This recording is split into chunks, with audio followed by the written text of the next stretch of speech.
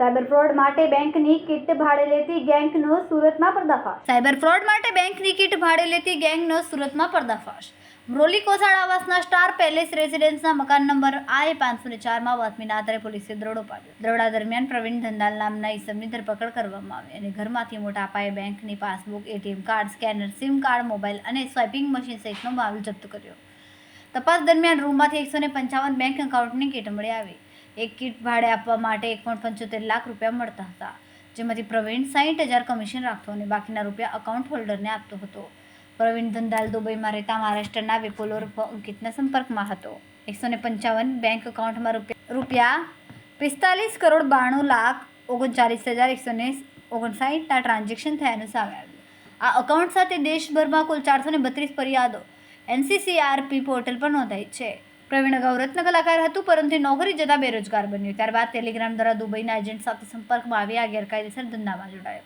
પોલીસે સ્થળ પરથી 3 mobile, 12 debit card, 19 passbook, 132 chequebook, 11 sim card, 7 rubber stamp, 1 swipe machine, 35 QR code સહિતના પુરાવા જપ્ત કર્યા. NCCRP પોર્ટલ તપાસમાં 25થી વધુ રાજ્યોમાં ફરિયાદો નોંધાઈ છે, જેમાં મહારાષ્ટ્ર, ગુજરાત, ઉત્તર પ્રદેશ અને તેલંગાણામાં સૌથી વધુ કેસ સામે આવ્યા છે. આ ગેંગમાં IBBI, IDFC અને સ્મોલ ફાઇનાન્સ બેંકની કીટનો વધુ ઉપયોગ થતો હતો.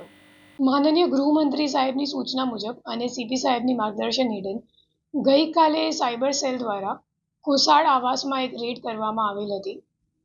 એ રેડમાં જે પકડાયેલ આરોપી છે, જેમનું નામ પ્રવીણ ધાધલ છે, એમની પાસેથી એક 10 બાય 15 ફીટની શું કહેવાય આવાસમાં એક કોથળી મળી આવેલ અને આ કોથળીમાં તમામ બેંક એકાઉન્ટ અને કીટો હતા ઘણા બધા.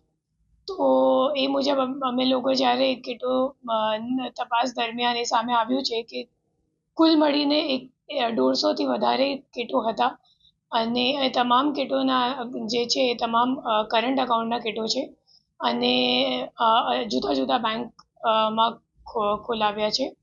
અને જે તમામ કીટો છે અને બેંક એકાઉન્ટ છે એના NCCRP પોર્ટલ ઉપર શોધ કરતાં અત્યારે અમારે સામે જે આવ્યું છે આંકડો એ છે કે 46 કરોડ જેટલા સાયબર ફ્રોડ આ તમામ અકાઉન્ટોમાં થઈ ચૂક્યા છે અને આ તમામ કમ્પ્લેન્ટ દેશના જુદા જુદા રાજ્યમાં દાખલ થયેલું છે.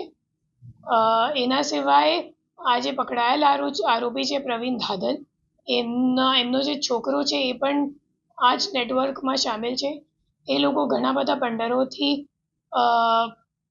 ખોટી પેઢીઓ ઊભી કરીને કરંટ એકાઉન્ટ ખોલાવતા હતા અને કરંટ એકાઉન્ટ ખોલાવીને પછી એક વિપુલ ઉર્ફે અંકિત કરીને એક માણસ છે જે મૂળ મહારાષ્ટ્રનો રહેવાસી છે અને અત્યારે દુબઈમાં છે અને એમને મોકલતા હતા.